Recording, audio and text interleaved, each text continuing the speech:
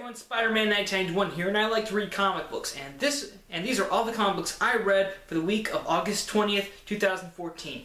Now, let's get started with something different. This isn't a comic that I usually get, but I saw the cover and it looked interesting. It is Simpsons Comics 214. Basically, the Simpsons go to Springfield's bi-monthly science fiction convention, or bi-month sci-fi con. And basically, it's just the Simpson family going to the comic book convention. Homer tries to find a character called Christmas Bear and goes through a bunch of things. Bart buys some Wolverine claws, and Lisa goes to a Malibu Stacy panel. Just real funny stuff. I would say if you like comic books, if you've ever been to a comic book convention and you love The Simpsons, who doesn't? You should definitely check this comic out. It's only $3, and I gotta say, it's worth it. Alright, now it's time for DC Comics, starting with Batman and Robin, number 34. Basically, we pick up from last issue where Batman has gathered Red Robin, Batgirl, and Red Hood in the Batcave, and he basically tells them that that after what happened, he apologized for what happened with the Joker, and says that now he wants to try to make sure that he tells them the truth first, and he basically tells them about his suicide mission to Apocalypse to rescue Damian's body, and he shows them that he found a dead parademon and a mother box, which is how he's going to get there. And basically the trio think that they're going to go with Batman, but he tells them that he doesn't want them to go, and that if something does happen to him, he wants them to protect Gotham, which they agree to. And after those three leave, Dick Grayson shows up, who has been hidden in the cave the entire time because he's supposed to be dead. And Dick talks to Batman and basically says that if something does happen to Bruce, he'll be there to pick up the Bat-Cowl again, so that Gotham will always have a Batman. And also Batman says that in order for this plan of his to work, he needs to get the Hellbat armor, and he needs to distract the Justice League. So he asks Dick to use some of the Spiral's technology to make it so. And so basically, Wonder Woman, Aquaman, Shazam, and Cyborg all leave the Watchtower to go deal with 4 different emergencies across the globe, but they're just holograms created by Spiral Tech, which gives Batman enough time to go to the Watchtower and take care of Captain Cold and get the Hellbat armor right before Lex Luthor realizes what's going on. And Luthor finds the armor gone. Batman appears. Then Luthor basically says that he's not going to stop Batman, but he will help him. And basically he helps increase some stats on the armor and also removes Tracker Cyborg put on it before Batman leaves to go to Apocalypse. Okay. I really did like this issue a lot. I have recently started reading Batman Robin, the New 52 version, and I have to admit, Peter Tomasi is doing a good job on this title. He is showing us what happens when Batman really puts his mind to it, and obviously Batman's going on this mission to rescue his son's body and maybe bring Damian back. We don't know yet. But really, I think this issue is the same thing with last issue, I believe, is that Batman will pretty much do anything as long as he's passionate about something and he puts his mind towards it. Because that's one of the things that people love about Batman, his determination, his will, his commitment to things. And in this case, it's doing whatever he can to save his son Damian. So, and I think it's really captured well in this issue. And as far as the Hellbat armor, we're probably going to see what that thing can do next issue, so that's going to be very interesting. But yeah, overall, Batman Robin, if you are a fan of, if you love Batman's determination, if you love it when he sort of does his own thing, and if you're also a fan of Damian, I would definitely recommend picking up this series for the Robin Rises story arc. Next up, Batman Eternal. This is the conclusion to the first act of Batman Eternal. There's about 60 issues of this weekly series, and we're already through the first third of it. Basically, Batman, Killer Croc, and Jason Bard are able to rescue the girl that they're after, Jade, and of course the cave that they're in collapses around them, and Ten-Eyed Man gets trapped in there. However, after they get out, Bard immediately pulls his gun towards Killer Croc and gets ready to arrest him, but Croc just tosses the girl to Batman, then escapes. And also for Batgirl, she manages to chase Dr. Falsario, the guy responsible for Jim Gordon seeing a gun and causing the train derailment in his arrest, leading him into a Brazilian rainforest until eventually when Batgirl does finally find him, he's already dead and there's a sword in the distance. And however, when Barbara, when Batgirl returns to the factory where they originally found Dr. Falsario, Red Hood is there, and he basically says, "Don't worry about it. We have enough evidence that we could probably prove Gordon's innocence." And also, Jim Gordon, who's in prison, he's able to stop the riot and save the guards with help from his cellmate Leo, who turns out to be former Gotham crime boss I hope I'm saying this right, Rex Calabrese, aka the Lion. And when I say the Lion, he's got like a lion tattoo on his chest, and he's got like these fake lion teeth that he puts in and stuff. And basically, he was like the crime boss before Falcone and Penguin split up Gotham.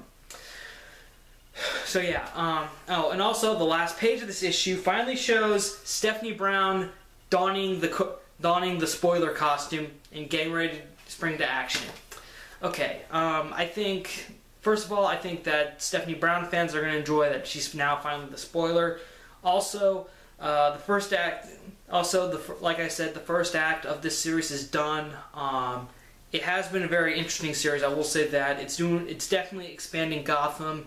It's also very standalone. Like, it's just basically set in Gotham. It's very consistent too. Like, it doesn't leave anything alone for a while. Eventually, things are kind of brought back into the fold. Like, one issue we're introduced to the Deacon Blackfire story arc. Now we're back into the whole Jim Gordon being in prison thing.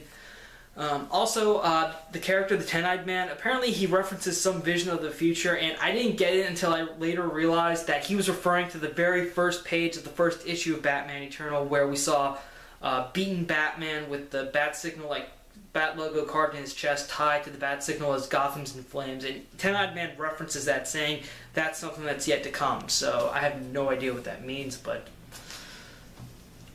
it sounds very interesting. Overall, though, I would say Batman Eternal. If you love Batman and you want to get it every week, definitely get this because it's worth it. If you're not a big fan of weekly series, it's okay. You can skip it. It's very standalone. Like, everything that happens in this title will stay in. So far, is staying in the title. So yeah. Overall, I would say if you can afford a weekly series, you should definitely give Batman Eternal a shot. Next up. This was a big comic that everyone was waiting for, that fans of Grant Morrison have been waiting for a while. The Multiversity, #1. Basically, the heroes of multiple Earths are gathered in the center of the multiverse, which is this place called the House of Heroes, by the Thunderer of Earth 7, who needs their help to save Nixie Watson, the last of the Monitors. Okay, This issue is, that's basically the plot of the issue. It's pretty short, but there are a lot of diverse heroes in this. We, of course, have the Superman of Earth 23, who's also the president. We got Captain Carrot here. Mary Marvel, you can kind of see Mary Marvel right here, and this Demon-y Green Lantern. Those two don't make an appearance, but Captain Carrot and Earth 23 Superman do. Yeah, I'd say if you're a big fan of multiverse stories like Crisis on Infinite Earths, Infinite Crisis, or you want to see what other alternate Earths there are in the DC multiverse, then I would definitely recommend picking up Multiversity. Also, if you're a fan of Grant Morrison, that's another good reason to pick this up. And oh yeah, referring to the Crisis on Infinite, as I was reading this thing, yeah, Ivan Reis did the artwork on this. The way they drew some of the panels in this was definitely very similar to some scenes in Crisis on Infinite Earths, because the night before this came out, I kind of glanced through Crisis on Infinite Earths again, and then when I read this, I kind of realized some of these scenes are very similar to Crisis. So I think that was probably, maybe it was intentional, maybe not, but it's very interesting. And also, however, though, the series does have a drawback in that it's basically $4.99 an issue. Yeah, if you ask me, unless it's like, I think $4.99 is good to pay if it's like a one-shot, but in this case, this is going to be sort of an ongoing limited type series. There are a couple more issues coming out, which I have no idea how the numbering is going to work, because they're saying Multiversity number 1.1 and Multiversity the Just, and those are all going to be $5 each. So honestly, I think the $4.99 is going to be a little bit of a deal breaker to some people, but if you are a fan of Grant Morrison, or any of the DC Multiverse stories, then you should definitely give this a shot. Try the first issue, and if you don't like it, then you can move on. Alright, now it's time for Marvel with All New X-Factor number 12. This is a very Quicksilver-centric issue. First of all, we open up with Quicksilver giving his final report to Havoc, and Havoc says, "Okay, Pietro, congratulations, you can come back to the Avengers." And Pietro says no, he doesn't want to leave X-Factor yet. He feels like Lorna still needs him, but Havoc's like, "I don't think so. I mean, come on, I'm offering you the..." And this is kind of weird from Havoc because he's been on X-Factor, I think, longer than Pietro has, or just as long, but Pietro's been an Avenger longer than Havoc. And Havoc basically says, "Come on, I'm offering you the chance to be on the A-list team here." And X-Factor's just not really that big a thing. And of course, Pietro's against it. He says, "What have the Avengers ever really done for me? What do I mean to them other than being a speedster?" And he just basically leaves. And the next morning, Serval has X-Factor has a press conference together so that they can introduce X-Factor as their official corporate superhero team. And during the press conference, a mutant or ex-mutant Fatale shows up, and she starts basically bad-mouthing Quicksilver, saying about how he tried to restore all the Inhumans' powers, and then later when they said he was a Skrull, saying that he tried to blame it on the secret invasion by saying he was kidnapped by a Skrull, but it was really him. And that moment, Pietro is like, oh, when they call security on her, Pietro tells them to stand down, and he's basically, in front of everyone, comes clean. He says, "There wasn't a Skrull, it was all me, I've done some bad things, but I want to make it right," and then just basically leaves and goes to his room. After the conference, though, Pietro is visited by his daughter Luna, who is here to repair their relationship, because when Pietro originally told the Inhumans that it was all a Skrull on him, Luna knew the truth because she has this ability to sort of see people's emotions or something. I'm not entirely sure how her powers work, but basically she knew Pietro lied, and because of that, she didn't want anything to do with him, and she basically closed the door on him. But now that he pretty much was honest in front of everyone, we get the very touching scene at the end where Pietro is reunited with his daughter. So yeah, like I said, this is a very Quicksilver-centric issue. It's basically looking inside Pietro's character about why he's sticking with X-Factor instead of the Avengers. Also, very beautiful scene where he reunites with his daughter. I thought that was where this issue was a perfect issue for me, and well, not really perfect, but just a really good issue. That's the thing about writer Peter David. I think he does a good job at not really focusing on superheroics, but he focuses more on, the characters, the characters themselves and their relationships with other people. Like what happened the last issue of Spider. I think I felt the same way when in Spider-Man 2099, and now I kind of feel the same way about what's going on in X-Factor. I think that if you love superhero stories that aren't really about superhero rogues, but more about people, then you should definitely give Peter David's All New X-Factor a shot. It's a really wonderful series. It comes out twice a month. Overall, it's definitely a buy. Alright, next up, Daredevil number 7. Daredevil heads to Wakanda, and he has to deal with Black Panther's sister, who's now the new queen, and he's able to get his mother and the other 2 nuns out by, at first he fights the queen, but then he is able to get them out by basically being their lawyer.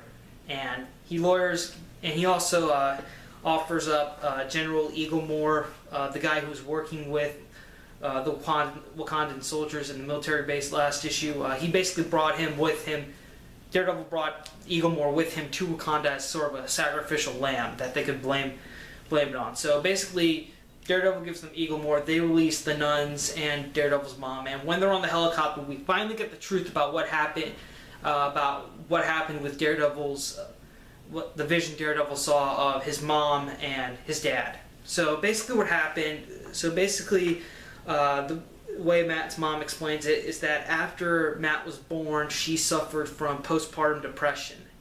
And it was very bad because she said she started to blame Matt for everything, saying that she originally believed that he was there just to drive a wedge between her and her husband, Jack Murdoch, Matt's dad. And the scene that we thought looked like Jack Murdock beat up his wife.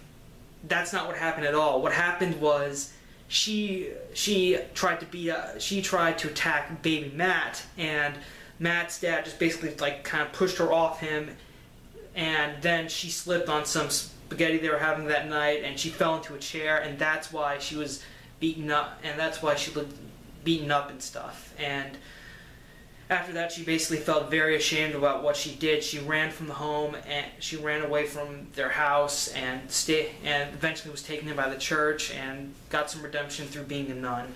But she's still very sorry about what she did to Matt, saying that there's no way he can forgive her. But Matt says that he does forgive her, and says that now they have the time to make up for it, and that they can really start to build a relationship. Okay, the ending was very touching. I gotta admit, that was a very nice issue. That was a very nice way to close off this issue. The thing is, though, I kind of wish this whole 2-issue story arc for Original Sin that we have, I feel like it could have been done in 1 issue. And the whole reason it got stretched to 2 issues is because we had that whole Matt's mom getting kidnapped by getting arrested by Wakandan agents thing. That was just that was the only part of this issue I would get rid of. But if we got rid of that, then we could have just done the whole Daredevil thing in 1 issue, which probably would have been better. But honestly, the only reason to read this issue and the last issue is just because of the tie-in to Original Sin. That's it. That's the only reason why not. And I thought the tie-in, though, was good. The tie-in part of this story was good with Matt's mom and everything, because we've never really known a lot about her. All we know is that Matt's mom ran away and she became a nun. This finally explains why. So, if you're a long-time Daredevil reader, I would definitely recommend you get issues 6 and 7 just to kind of give you that information about Matt's mom. Other than that, though, the Wakandan story really isn't that interesting, but overall, very touching, emotional issues for Daredevil that I would say are definitely a buy if you're a Daredevil fan. Alright, next up, Magneto number 8. Picking off from last issue, Magneto tracks down the creators of the mutant growth hormone that Magneto found last issue. He tracks down the creators, and S.H.I.E.L.D. agents have tracked down Magneto. And basically there's a huge fight scene between the guys who made the MGH and the S.H.I.E.L.D. agents, and during the fight, though, Magneto is able to take off with the creator of the formula. And afterwards, and the last page shows us that Magneto took the creator back to his secret base, where he basically reveals to him he wants him to work on the formula again, but perfect it this time so that he can use it, so that Magneto can use it to restore his former powers, since he hasn't been as powerful since the Avengers vs. X-Men story arc. So yeah, okay. So yeah, very good issue. I will say this, Magneto is definitely a good series. I like the way writer Cullen Bunn writes Magneto's speech and the way he thinks. Those are probably my favorite parts of the Magneto issues.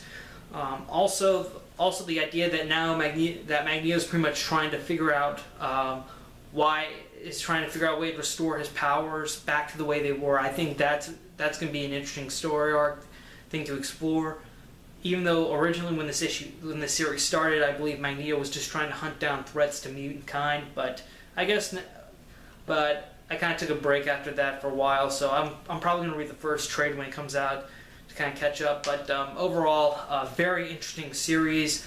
Magneto, I love the way Magneto is written in this series. I like the way writer Cullen Bunn has portrayed him as this sort of rogue mutant hunter type of guy. I think that's it's very reminiscent of how Magneto was at the beginning of X-Men First Class when he was hunting down Nazis. That's the type of Magneto that we have in this book.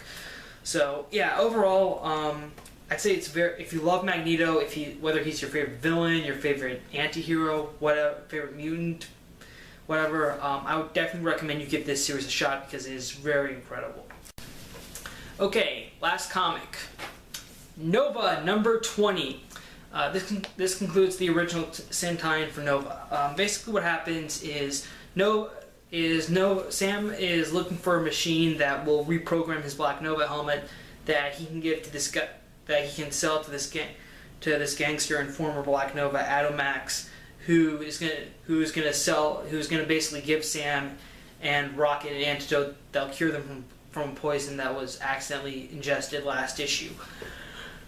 So basically, Sam finds the hidden Nova bunker, which would have the machine, and when he gets there, he finds a computer that recognizes him as his dad, Jesse Alexander, and says that he can also review his full Nova Service Corps records. And so Sam, he's a little curious, decides to review the records. And when Sam and Rocket return to see Atomax again, Atomax gets ready to put on the helmet, but it just shocks him. And it turns out Sam never really reprogrammed the helmet because he found out that actually his dad never really killed that Nova Corps officer because, like I said, this ties into Original Sin. And Sam's vision when the Watcher's eye exploded was he saw his dad murdering another Nova Corps officer, and that's apparently how his dad got into the Black Nova Corps. So Sam thought that his dad actually murdered someone, but it turns out he faked it so that his dad could get into the Black Nova Corps and kind of infiltrate it. And eventually, Atomax was kicked out of it, and the hack that he had that allowed the Black Novas to have all the Nova Force power was removed. So basically, Sam back in the present, Sam tricked his Atomax, and he and Rocket start going after him, and they reveal that, but they're still getting weak from the poison. But fortunately, they had another ace up their sleeve, which was Cosmo the Space Dog. And Cosmo was able to use his telepathy to convince Atomax to give Sam and Rocket the antidote, which they take, and they get better. Also, and after they get better, though, Sam's just like really pissed, really angry, frustrated because all this was for nothing. But when they suddenly notice a broadcast of a Chitauri gladiator pit where we see none other than Sam's dad, Jesse Alexander, in the gladiator pit, and so Sam now knows that his dad's alive. However, they find out that the broadcast wasn't live, and so it is possible Sam's dad could be alive, but still not. But now Sam knows where to look, and you think that Sam's going to go straight to the gladiator pit. Wrong. He has to stop and go home because he's still a kid, and at the beginning of the issue he does mention that he's missing school right now, so he's got to go deal with that. Oh, and also there's a very funny scene in this where after they get the antidote and see the broadcast, Rocket goes back and beats up Atomax and tells him he wants his money, and Atomax is like, okay, fine, and he's like, all this trouble just for 50 credits, and Rocket's like, no, my 50 credits. Never owe Rocket Raccoon money. That's the moral of the story. I think that's the moral of this story. Never owe Rocket Raccoon money. So Sam, with renewed hope that his dad is alive, and later heads back to Earth to go talk to his mom, and also the last few pages show us that Jesse is still alive. He's just fighting in the gladiator pit, and he's saying to himself, okay, come on, Sam, if you can hear me, now would be a good time. And what the hell, I got one more fight left in me, and that's basically where the issue ends. Okay, Jerry Dugan, the writer, gives this has been a very good story arc. I like how it's been very serious, what with Sam worried about whether or not his dad actually had to kill people in order to get into the Black Nova Corps, but also how Sam, there have been some funny moments, mostly with Rocket Raccoon. I love the way Jerry Dugan writes Rocket Raccoon, especially at the ending when because the reason Rocket helped Sam in the first place was because Sam was going after a guy who Rocket said owes me money, and now we find out that it's basically just 50 credits, but Rocket still said it was his 50 credits. So yeah, this issue was very good, very progressive in the whole Sam trying to find his dad story arc, and also very funny. But I get the feel. But my problem with the Nova series is that right now it's been about 20 issues, and we finally